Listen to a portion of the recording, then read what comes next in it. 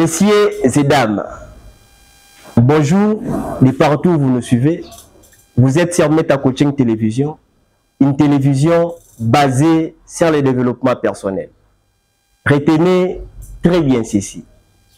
À celui qui est ferme dans ses sentiments, le très haut assure la paix. Et cette paix, elle est parfaite.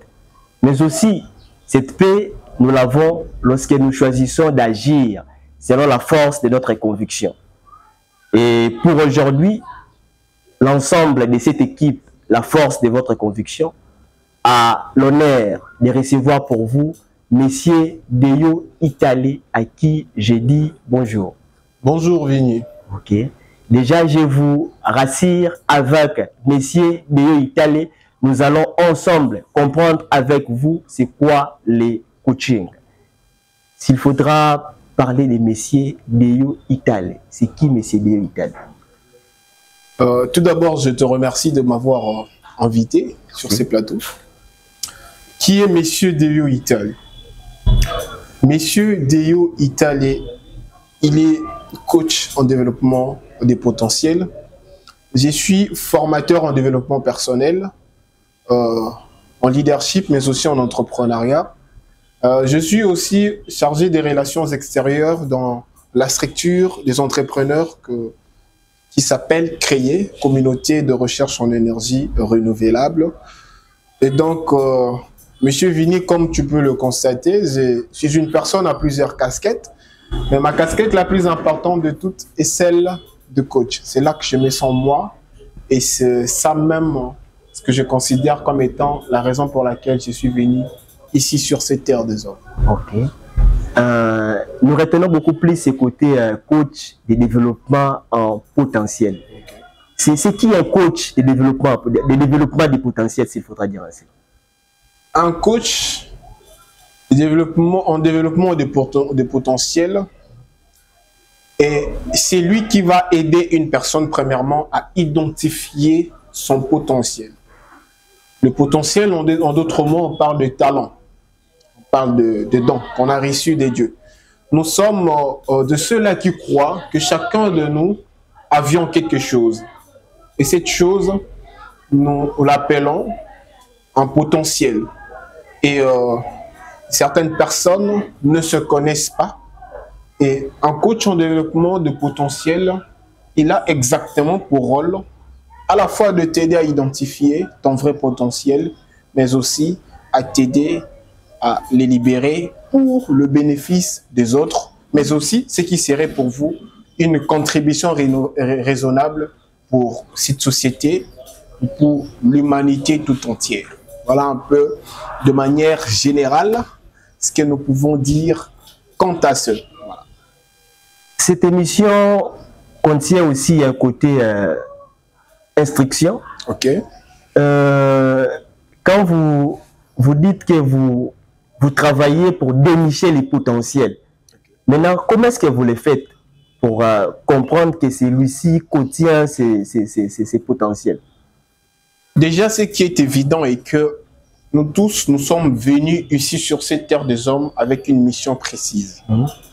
Si l'homme est assez précis dans ses inventions, c'est-à-dire quand l'homme invente quelque chose, c'est pour résoudre un problème, c'est pour répondre à un besoin.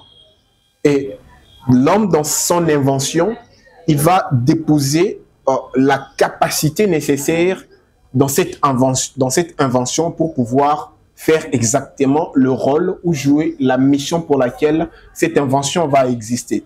Ouais. Alors dis-moi, si l'homme est aussi précis dans ses inventions, a fortiori Dieu, lui qui est infiniment sage, infiniment intelligent, ne puisse pas être aussi précis dans ses inventions que nous sommes.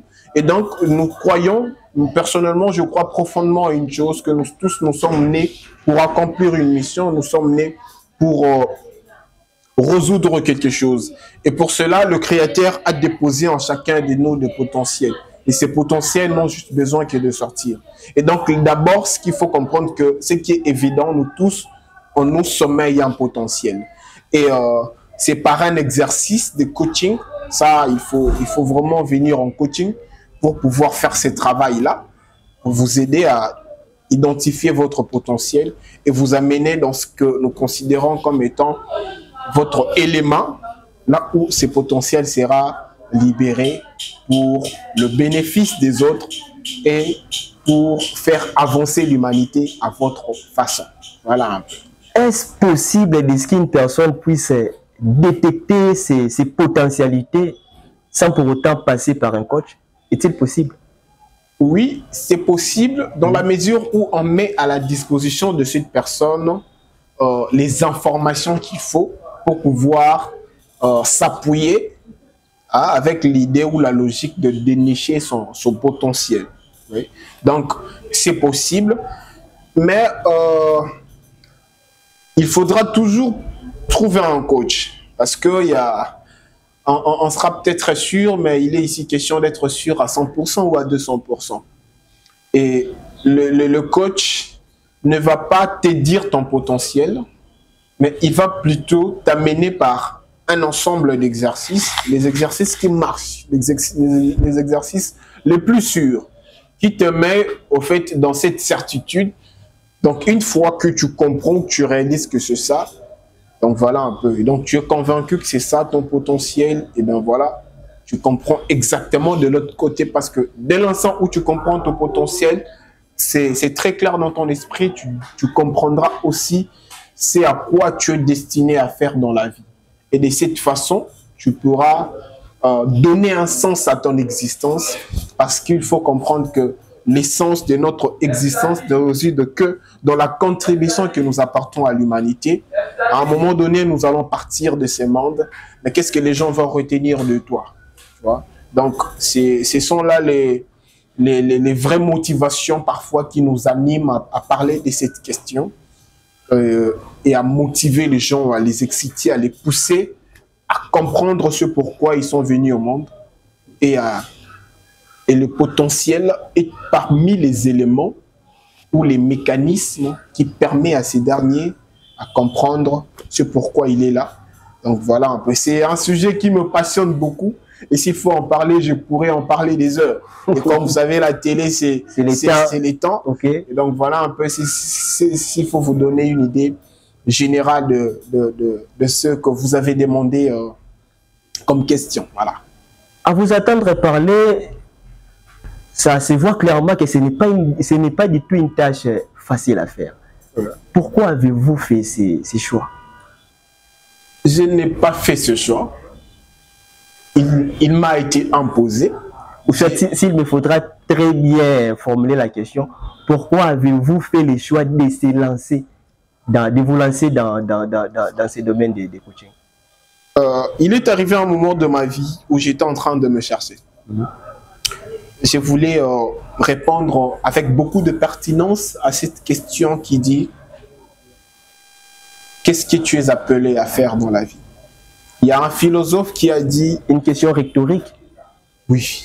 Il y a un philosophe qui a dit « Il y a 2 jours le plus important de votre vie sont le jour où vous êtes venu au monde et le jour où vous comprenez le pourquoi vous êtes venu au monde. » Donc, ça me traversait l'esprit comme ça. Je tiens à signaler qu'à l'époque, je faisais le droit. J'étais étudiant à l'université de Kinshasa. Mais je ne me voyais pas vraiment dans la peau d'un juriste. Donc, parfois pour comprendre ou réaliser si et seulement si vous êtes vraiment destiné à faire ce que vous faites, regardez les personnes qui sont devant vous de 5 ans, avec un écart de 5 ans ou de 10 ans. Et pose-toi la question si c'est là où vous voulez arriver ou si c'est là où vous voulez être. Ouais. Et moi, quand j'essayais de me poser cette question, la réponse était toujours non. En fait, au fond de moi, je ne sentais pas ça. Je ne sentais pas ça. Et donc, j'étais justement à la recherche d'une alternative parce que je voulais comprendre ce pourquoi je suis vraiment venu au monde, c'est pourquoi le Créateur m'a appelé et tout et tout. Donc, voilà un peu ce qui m'a par la suite basculé dans ça. Donc, c'est venu un jour comme ça, un dimanche, où j'ai été invité à une conférence. Et je manquais à faire. J'ai répondu à cette conférence et arrivé là-bas, La personne qui animait cette conférence était une femme. Okay. Cette femme m'avait captivé comme personne ne l'avait fait dans le passé. Et sur le champ, c'était clair, noir sur blanc dans mon esprit, que c'était exactement la chose que j'étais moi aussi appelé à faire. Elle parlait de la mission de vie. Et comme tu le sais, dans la vie, tu ne peux jamais devenir quelqu'un que tu ne peux pas voir. Donc si je n'avais jamais vu un coach, je n'allais jamais savoir que moi aussi j'étais appelé à devenir un coach. Je m'excuse, coach. Vous aviez dit une phrase qui m'a personnellement captivé. Okay. Dans la vie, on ne peut jamais devenir quelqu'un qu'on ne peut pas voir. Okay. S'il faudra le dire avec, pour permettre la compréhension à tout le monde, okay, par rapport à cette phrase, qu'est-ce que vous aviez voulu communiquer? Et donc, quand tu rencontres quelqu'un avec qui vous avez le même potentiel, vous sentez que ça bouge à l'intérieur de vous. Il y a une connexion. Il y a une connexion qui se passe. Il y a quelque chose qui bouillonne en toi. Et c'est tellement clair dans ton esprit, à telle enceinte que tu es convaincu que c'est ça. Telle enceinte que tu es vraiment convaincu que c'est ça. Donc c'est aussi parmi les éléments nécessaires qui nous permettent de comprendre ce pourquoi nous sommes venus au monde. Donc j'étais justement à la recherche de cette alternative. Je pouvais voir des avocats, je voyais de médecins, je voyais des ingénieurs, mais je ne sentais pas au fait cette communication. Je ne sentais pas au fait cette chose qui pouvait bouillonner en moi. Et jusqu'à ce que je vais rencontrer cette personne, cette coach, qui par la suite va devoir m'encadrer dans ce domaine-là. Elle va devenir ma coach, elle va essayer de réveiller ces potentiels qui dormaient en moi. Et bien voilà. Donc, pour moi, c'est clair dans la vie, on ne peut jamais devenir quelqu'un qu'on ne peut pas voir. Okay. Donc, on a toujours quelqu'un qui nous inspire. Et pour mieux s'élancer, il y a toujours cette chose qui bouillonne en nous et qui parfois nous amène à passer à l'action. Y a-t-il une circonstance qui t'a vraiment boosté, poussé, ou soit qui t'a vraiment certifié qu'il faudra vraiment rester coach, ou soit devenir coach? Dès l'instant où c'était vraiment très clair dans mon esprit, et c'était ça la chose que j'étais appelé à faire dans la vie, et j'étais convaincu que si je suis venu au monde, c'est essentiellement pour ça. Et quand j'ai commencé, dans mes débuts, quand j'ai commencé justement à évoluer en tant que tel, j'ai commencé à avoir beaucoup plus d'impact positif dans les vies des gens. Vous savez, j'ai animé quelques conférences et ça m'est arrivé des fois où quand tu descends de l'arène ou du podium, il y a des gens qui viennent te voir et te serrer la main pour te dire merci pour ce que tu as dit, merci pour ce que tu as dit et tout. Et qu'est-ce que vous ressentez?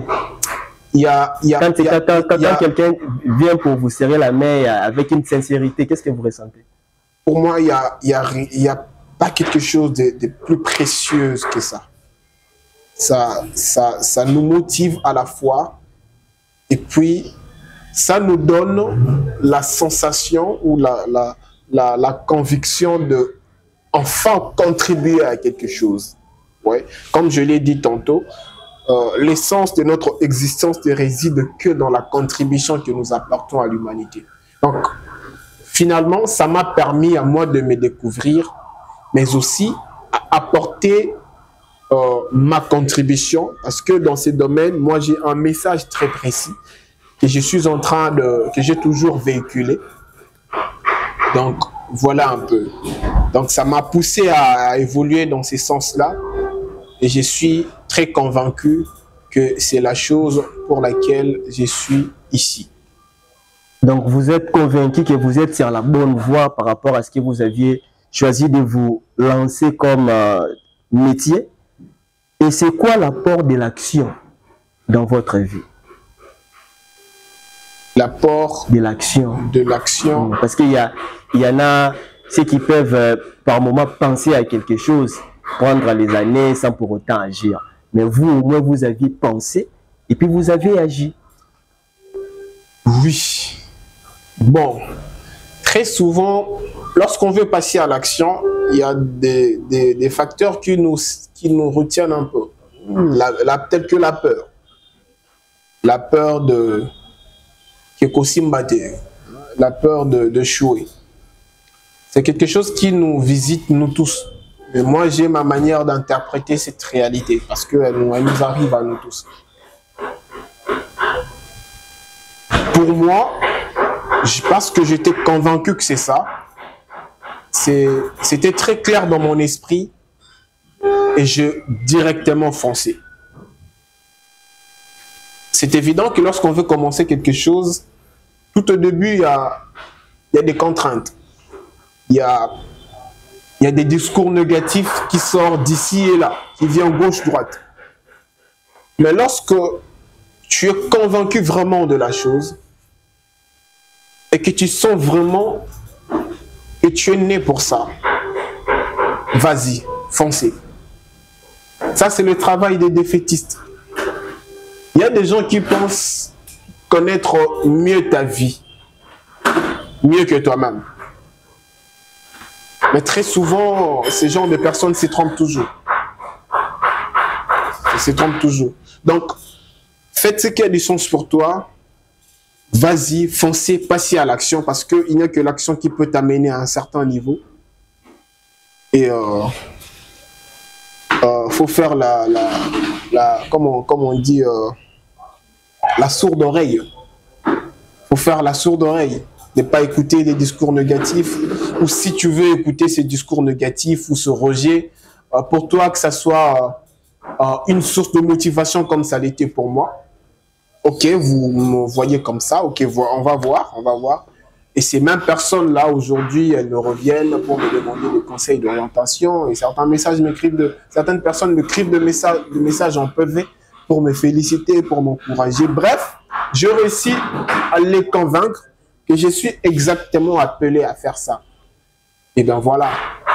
Et il y a assez plaisir qui nous emballe parfois. Il y a cette passion parce que le métier de coach, pour moi, ça va au-delà du simple métier. C'est une mission de vie, c'est une passion. C'est une passion. Et voilà un peu. Quelle a été l'utilité de l'autodiscipline dans votre parcours?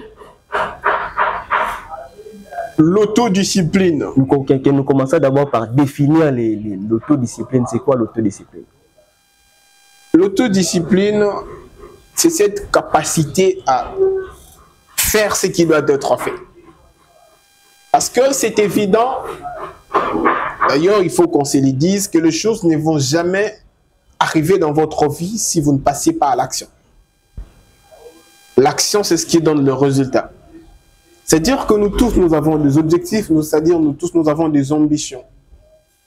Et pour quitter le point A, pour arriver au point B, il te faut poser des actions.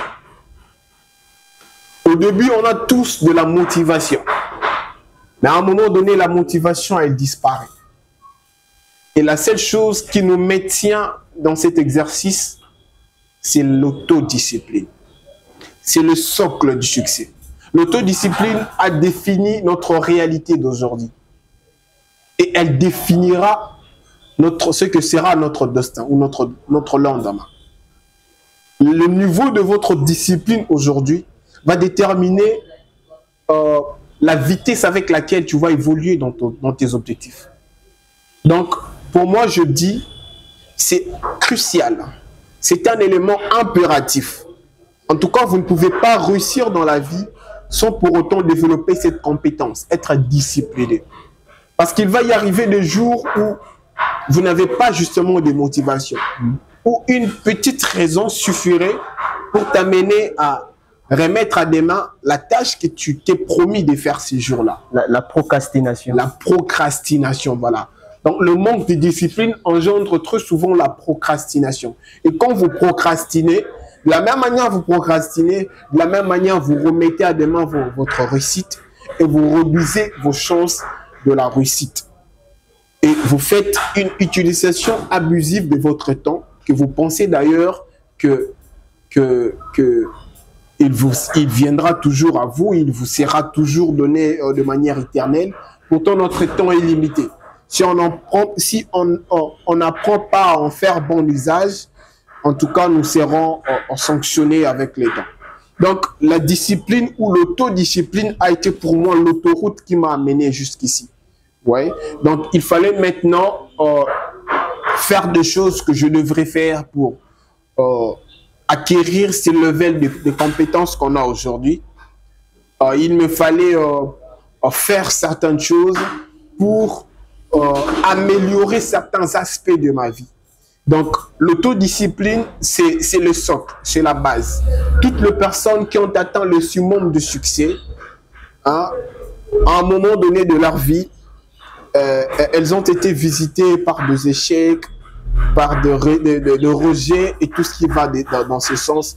Mais parce qu'elles étaient vraiment disciplinées, et cette discipline ou cette autodiscipline les a conduits à ces niveaux-là. Et aujourd'hui, ces personnes-là nous inspirent. Donc, on ne peut jamais passer à l'autre côté de rive où on est dans la gloire, où on est en train de festoyer sans pour autant développer cette compétence qui a une valeur cardinale ou importantissime sur le chemin de votre succès. Parce qu'ici, nous parlons de votre parcours. À un certain moment dans cette émission, j'aime bien à ce que tout ça vraiment pratique. Okay. Parlant de ton parcours, parce que vous n'allez pas me dire que comme déjà place aux au coma, mais au moins vous aviez vraiment avancé par rapport à ce que vous aviez eu à visualiser dans le passé. Parlant de votre vie, parlez-nous des 2 étapes ou soit 3 dont vous aviez appliqué l'autodiscipline et puis ça vous a permis à avoir un résultat. Une très bonne question. Tu sais, dans la vie, tout est question d'habitude. La santé que tu as, c'est le résultat de tes habitudes alimentaires. Les connaissances que nous avions, c'est les résultats de nos habitudes d'apprentissage et de lecture. Quand j'ai compris que c'était la chose que je devrais faire dans ma vie, il fallait maintenant me documenter à fond. Je me suis fixé des objectifs en termes d'acquisition de compétences ou d'informations. Il fallait lire des livres, il fallait me documenter à fond. Alors, il y avait des livres que je devrais finir, il y avait des livres que je devrais lire. J'ai lu pas mal de livres, comme tu le sais, la connaissance, c'est tout ce dont on a besoin pour accéder à un certain niveau. Donc, quand j'ai réalisé qu'il fallait apprendre, par exemple, il fallait lire tel livre, il me fallait le lire vraiment. Je me suis fixé l'objectif de le lire chaque jour pendant 1 heure.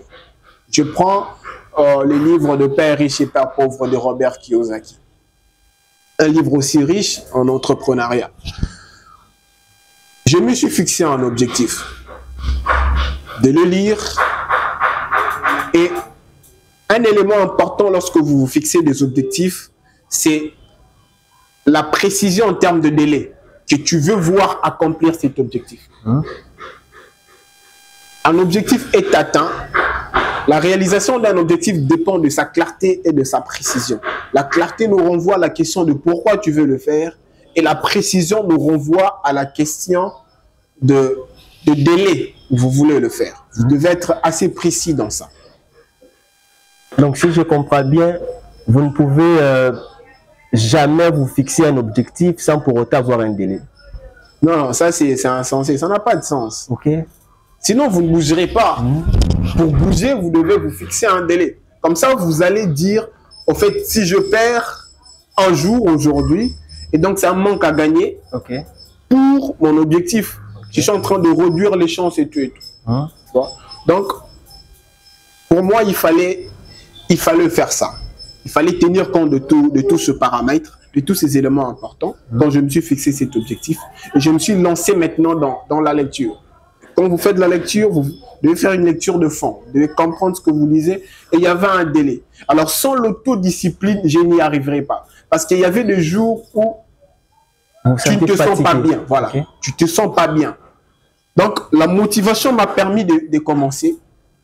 Alors, pour continuer, pour finir ces livres, par exemple, il fallait développer l'autodiscipline. Alors, l'autodiscipline m'a permis de continuer et m'a maintenu pour atteindre justement cet objectif que je m'étais assigné. Et de cette façon que j'ai avancé dans ma vie. Il n'y a pas que des objectifs sur le plan du développement, je vais dire sur le plan professionnel. Il y a aussi des objectifs sur le plan spirituel. Donc, n'importe quel objectif qu'on peut faire, ou en fait, qu'on peut se fixer, il faut comprendre qu'il y a des actions à poser. Il y a des actions qui s'imposent. Alors, le fait pour vous de poser ces actions, de faire le travail qui doit être fait, c'est là où réside l'autodiscipline. Et quand vous réalisez un objectif, je tiens à signaler que dans la réalisation d'un objectif, le plus important, ce n'est pas d'ailleurs la réalisation de cet objectif. Le plus important, c'est la personne que vous devenez. Si c'est un objectif qui t'a exigé à toi d'être patient, d'être persévérant, d'être discipliné, au fait, au bout du compte, quand vous atteignez cet objectif, ce qui se passe est que tu es quelqu'un de persévérant, tu es discipliné, tu es patient, par exemple. Ouais, les compétences que tu as développées, c'est ce que tu as en toi. Et après avoir atteint un objectif, il faut encore se fixer un autre pour avoir la certitude que nous sommes en train d'avancer. Parce qu'il faut avancer, il faut se fixer de nouveaux objectifs. Ouais. Alors, quand tu vas te fixer de nouveaux objectifs, les compétences qui t'ont aidé ou que tu as développées dans le premier objectif vont t'aider déjà. Ce sera déjà un acquis pour toi et qui vont te permettre d'accomplir le deuxième. Donc, c'est dans cette optique-là ou dans cette façon de voir les choses que l'on dit assez souvent que dans la réalisation d'un objectif, le plus important, ce n'est pas la réalisation de cet objectif, mais plutôt la personne que vous devenez. Donc, c'est important de se fixer des objectifs clairement définis et commencer à avancer, faire le travail qui doit être fait. Mais comme je l'ai dit tantôt, que le plus important dans la réalisation d'un objectif, c'est cette personne que vous devenez. Ouais, c'est cette personne que vous devenez. Cette personne, la personne ne pourra vous l'enlever. Ces compétences que vous aviez acquises, personne ne pourra vous l'enlever. Et ces compétences-là vous seront nécessaires pour le prochain objectif que tu peux t'assigner. Ok. Donc, voilà un peu. Vous pouvez regarder la caméra. Ok. Et passer un message à tous ceux qui nous ont suivis. Un message à vous qui nous avez suivis de là où vous êtes. Je ne sais pas les choses que vous voulez dans votre vie. Mais comme nous étions en train de parler de l'autodiscipline ici, et parce que je suis quelqu'un qui l'a vraiment vécu, a vécu son utilité, qui a vécu sa pertinence dans ma vie, je voulais te dire ceci. Sois discipliné. Sois discipliné.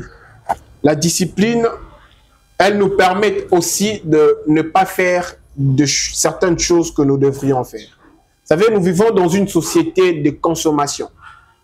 Comme on dit, une société de subjectivité. Le marché ne cesse jamais de nous présenter des choses, des produits à consommer. Alors, si vous manquez de discipline, quand le marché te présente ces produits, il essaye de te faire savoir ou de te convaincre directement ou indirectement qu'il te faut ces produits pour pouvoir te sentir bien, ou pour pouvoir être à l'aise, ou pour pouvoir toucher au bonheur. Ouais. Alors, si tu manques de discipline, tu vas te retrouver dans un cercle où tu veux tout prendre, tu veux tout consommer. Ouais. Et quand tu vis comme ça, là, ça sera très difficile pour toi d'atteindre certaines des ambitions.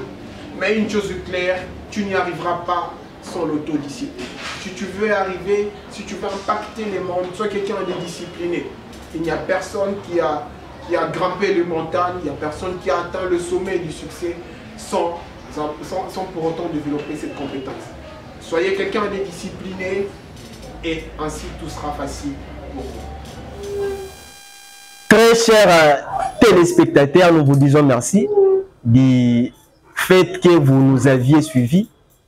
Et nous sommes sûrs, ensemble avec mon équipe, que vous aviez appris quelque chose nous vous demandons de rester branchés sur Meta Coaching Télévision et de continuer à vous abonner sur notre chaîne YouTube Meta Coaching Télévision officielle.